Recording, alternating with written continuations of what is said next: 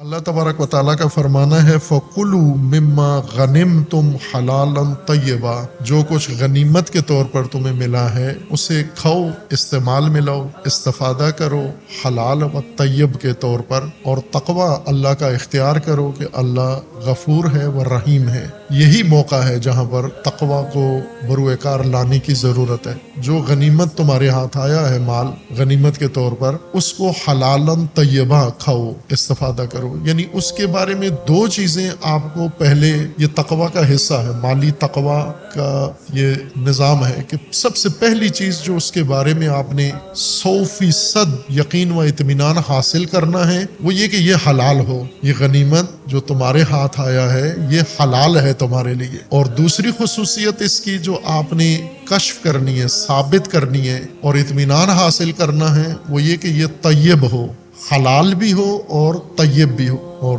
طیب عموماً ہم طہارت کے معنی میں استعمال کرتے ہیں، یعنی قرآنی اصطلاحات کو جو بگاڑ دیا ہے سب نے مل کے، ظاہر ہے یہ عوام نے نہیں کیا، عوام سے قرآن کا کوئی معنی تحریف نہیں ہو سکتا، سارے عوام مل کے، پاکستان کے 25 کروڑ عوام مل کے بھی قرآن کا ایک معنی نہیں خراب کر سکتے، لیکن ایک عالم تنہا یہ کام کر سکتا ہے، قرآن کے کسی معنی میں ڈنڈی مار کے تصرف کر کے اس کو کہیں سے کہیں معنی کر دے گا۔